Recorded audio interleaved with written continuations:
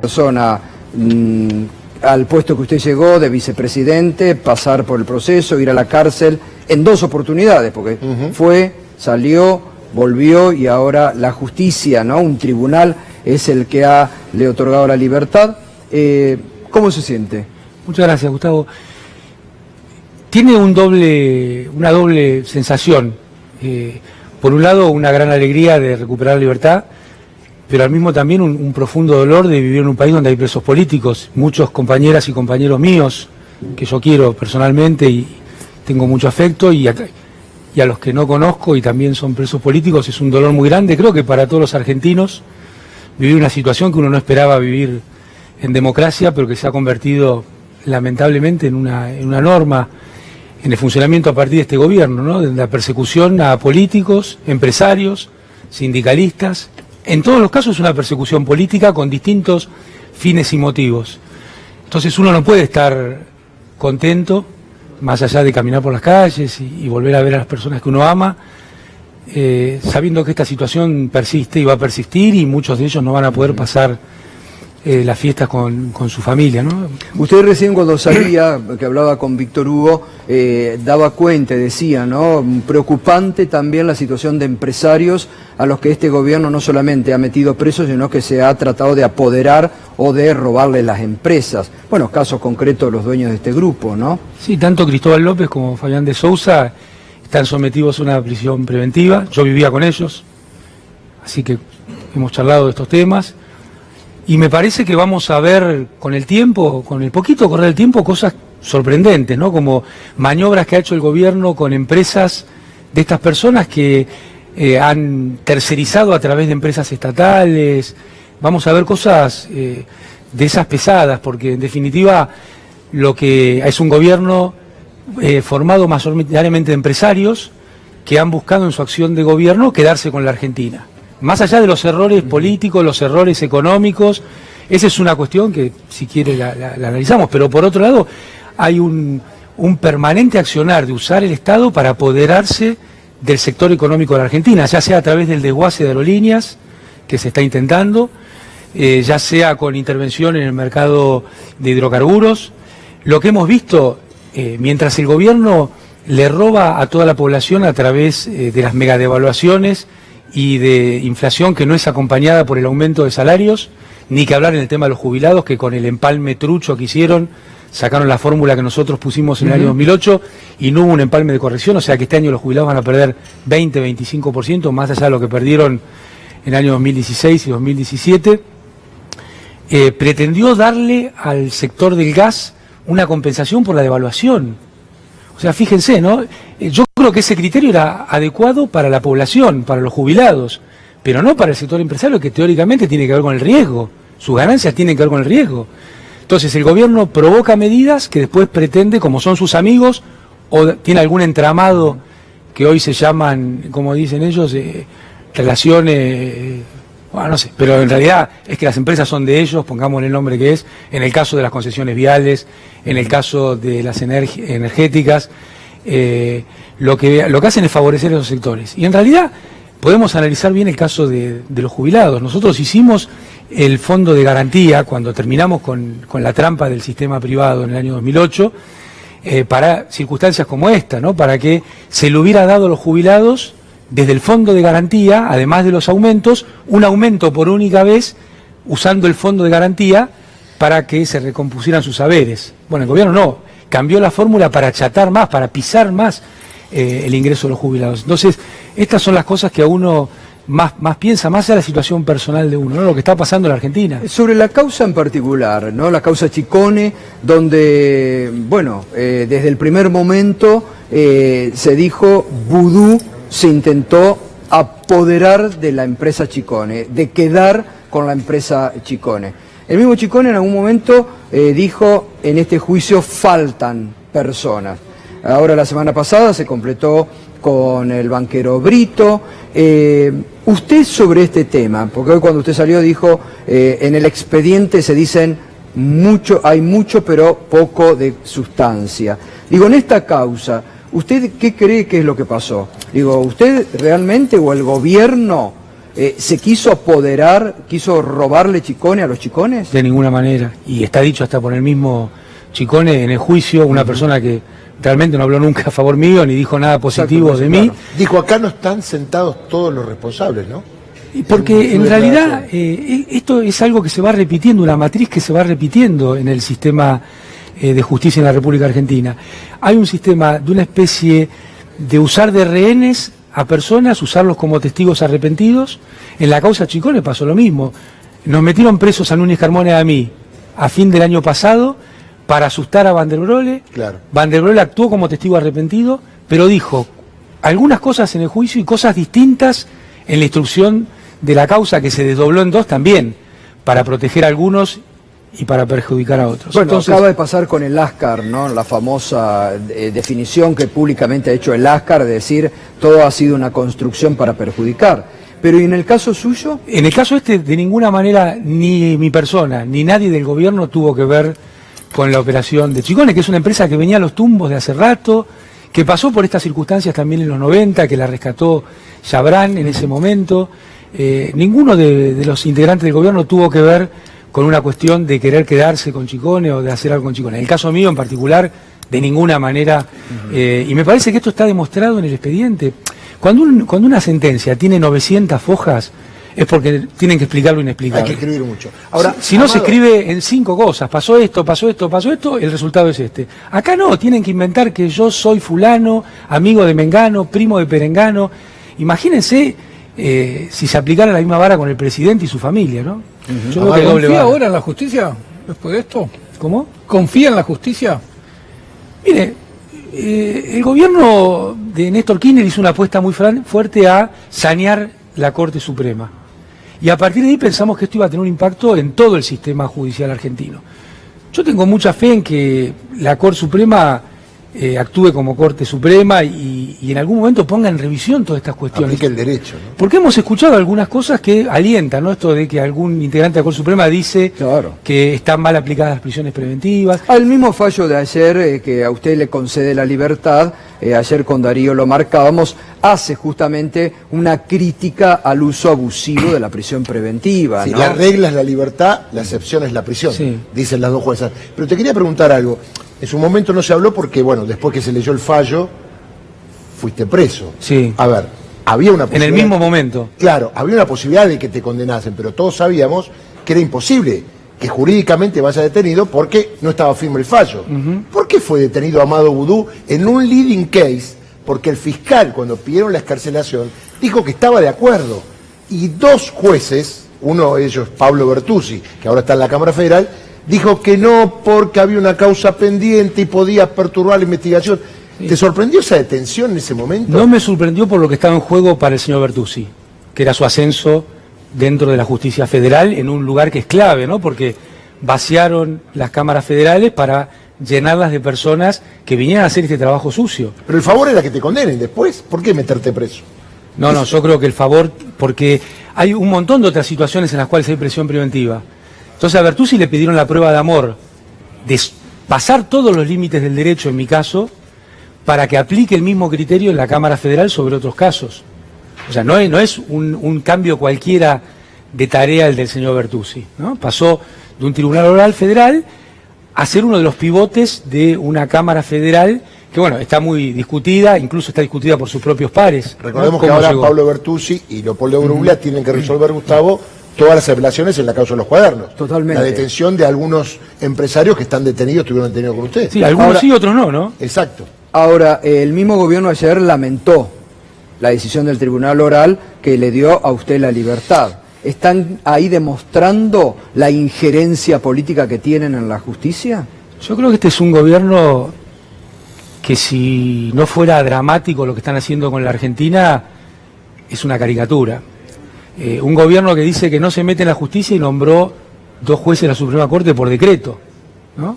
Después esas personas se opusieron y finalmente se siguió otro procedimiento. Pero el reflejo del gobierno fue poner 2 jueces por decreto, 2 jueces de la Suprema Corte.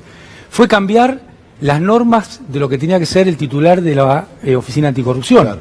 Cambiaron las normas para poner a quien querían poner. O sea, es un gobierno que permanentemente opera en la justicia. Yo no conozco el mundo judicial, pero leo permanentemente en los diarios que fulano opera sobre tal juez, mengano. Lo hacen desembosadamente. Se reparten los jueces entre distintos operadores. Incluso creo que le genera problemas adentro del propio espacio de gobierno este accionar de muchas personas. Así que no es una cosa que decimos como opositores, la dice el propio espacio de gobierno de cómo opera el presidente en la justicia. Bueno, también es alguien que está acostumbrado a hacer las cosas así, ¿no? Ahora, ¿qué pasó, para terminar con este tema, qué pasó con el tema Chicone? Digo, de lo que surge, algo tiene que haber pasado para que se origine toda esta causa, ¿sí? ¿O surge de la nada? No, de lo que se lee en el expediente y de lo que uno escucha, y ya yo llevo como 7, 8 años dando vueltas alrededor de esto. Los Chicones estaban buscando inversores, tuvieron varios intentos, con ninguno lograron llegar a un acuerdo. Después en algún momento llegaron a un acuerdo con Moneta. Ahí estuvo participando una persona que es mi amigo, José María Núñez, en esa operación, pero nada tiene que ver con cuestiones del gobierno, nada tiene que ver con cuestiones del gobierno.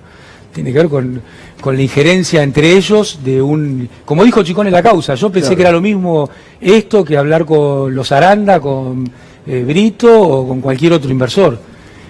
Así que eso fue lo que... Ahora, el fallo habla de cohecho. ¿Qué cohecho? ¿Con qué se quedó usted, según el fallo? No, teóricamente, según el fallo, durante algunos minutos con el 70% de las acciones. Porque tampoco es claro en esto. Claro. No es claro en esto. Porque es un fallo que está atravesado, es una historia muy bien construida. Más mediática que jurídica, total. ¿no?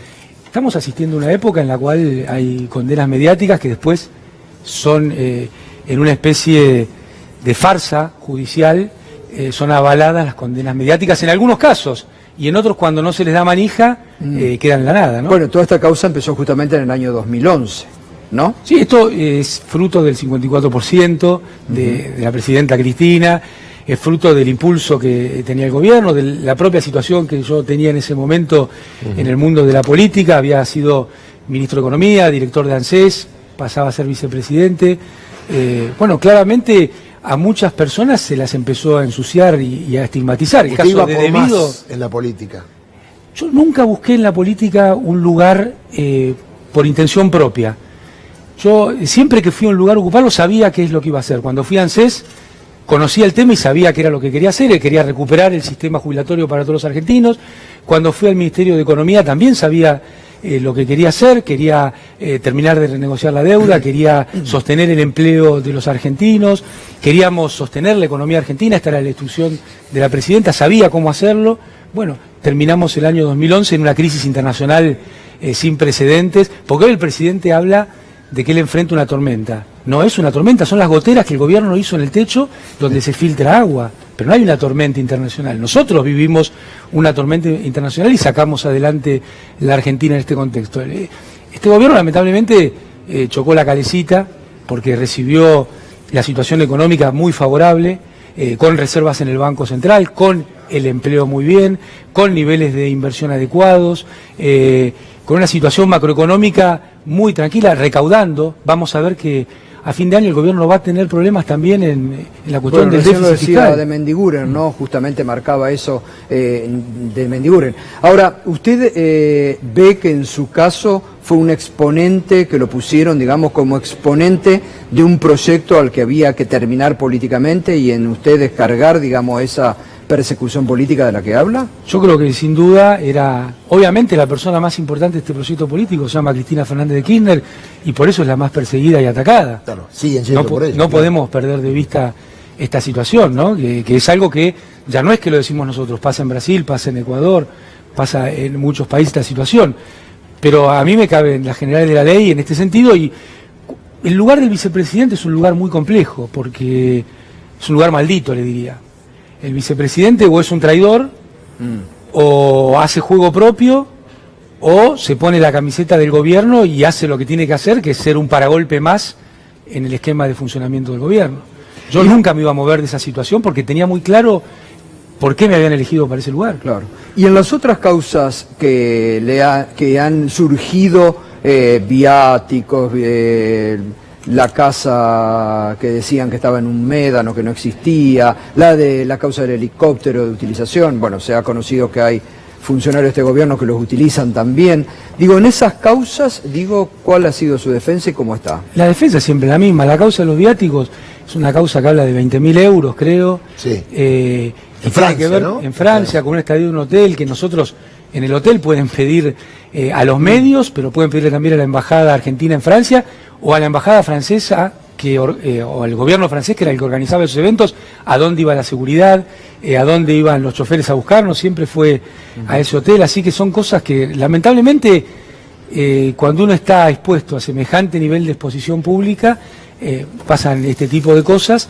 Pero yo tengo mucha tranquilidad en que todo se va a ir con el tiempo dilucidando. Y cuando se habla de la famosa ruta del dinero K, ¿a ustedes le han detectado cuentas en el exterior? ¿Le han encontrado bóvedas de las que están buscando? De ninguna manera, pero le digo una cosa, así como tampoco se las han encontrado a otros funcionarios del gobierno, porque siempre es la ruta del dinero K, siempre son los K. La verdad que los K lo único que hicimos fue sacar al país del infierno, como dijo Néstor Kirchner, y trabajar para los 40 millones, para los que nos votaban y para los que no nos votaban. Por eso uno mira hacia adelante, y yo creo que se está tratando de generar una desazón en los argentinos, y a mí el mensaje más importante es que los argentinos tienen que estar muy tranquilos, porque el año que viene va a haber un gobierno que se va a ocupar de ellos y que sabe cómo resolver estas cosas. No es que Argentina no tiene arreglo, no es que Argentina no tiene un camino para salir adelante. Cualquiera de las funcionarias o funcionarios que hayan estado o que potencialmente puedan estar de nuestro espacio sabe cómo hacer las cosas, a diferencia de los que están en este gobierno. Acá el problema son siempre los que saben. Vienen los que saben con un mandato de otro a romper todo. ¿Cómo califica al gobierno de Macri en lo económico? Lamentablemente es pésimo.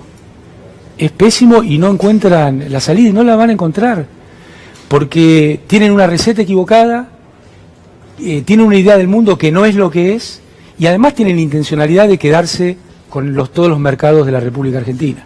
Entonces, si uno suma una visión intelectual errónea del funcionamiento del mundo y de la economía, con una impericia total en el accionar de la función pública, con una intencionalidad de tener negocios propios, porque hay que decirlo, a nosotros nos acusan de tener negocios. Ninguno de los funcionarios nuestros tiene negocios. Los negocios los tiene Macri y sus amigos.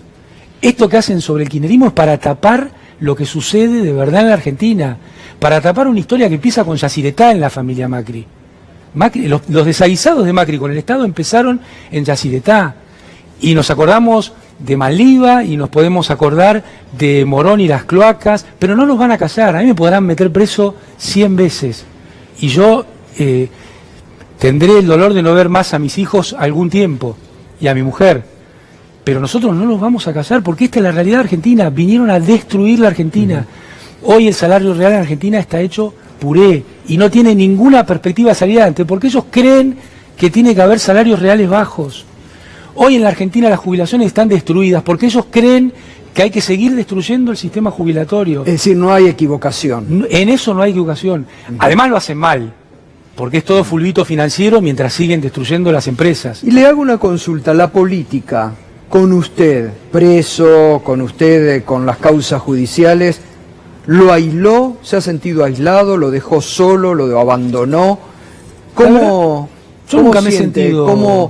siente el núcleo de exfuncionarios que están detenidos con usted? Yo nunca me he sentido aislado. De hecho, nosotros ahora en esta detención, lunes, martes y jueves, por la mañana, venían a visitarnos gran cantidad de concejales, de legisladores, de diputadas, diputados. Han venido dirigentes importantes, intelectuales muy importantes. Y esta es en la situación de la política, uno nunca puede pensar desde uno, tiene que pensar desde el conjunto, y a veces pensar desde el conjunto uno tiene que bajar el perfil o subir el perfil o decir más o menos cosas. Yo creo igual que en este momento de la Argentina, con las cosas que están pasando, ninguno de los militantes podemos bajar el perfil de decir nuestra verdad, entendiendo que tenemos que ir a una construcción colectiva muy grande, que no va a ser un club de amigos, que no tiene que ser un club de amigos, que esto tiene que ver con una cuestión mucho más importante, que es lo que le pasa a los 40 millones de argentinos, como primer paso de lo que le pasa a los 300 millones de sudamericanos. Esto que usted ve, que por allí el estar en la situación de una cárcel lo ayuda a reflexionar mucho más de los que están afuera, ¿usted cree que la política de afuera lo ve? ¿O hay muchos egos, muchos todavía egoísmo, mucho odio? Porque hay un elemento en estos años de mucho odio en el seno de la sociedad también sembrado por este gobierno, ¿no? Que ha apartado, que ha juzgado a favor el año pasado, por ejemplo, en la provincia de Buenos Aires, ¿no? Funcionales al gobierno, con otras candidaturas que se presentaron. Sí, que a mí me gustaría pensar que se van a deponer todas las actitudes individuales por sobre lo colectivo, que el Sol no se puede organizar alrededor de la Tierra. La Tierra se tiene que organizar, los planetas se tienen que organizar alrededor del Sol.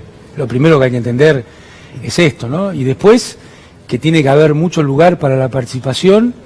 Yo creo que en lo territorial tiene que haber una amplitud muy grande para que haya internas abiertas sin piso, para que ahí se pueda dirimir una cuestión interna que muchas veces es un freno hacia adelante. Me parece que esto sería muy importante, y que después hay que entender que lo importante es el sentido del gobierno que viene.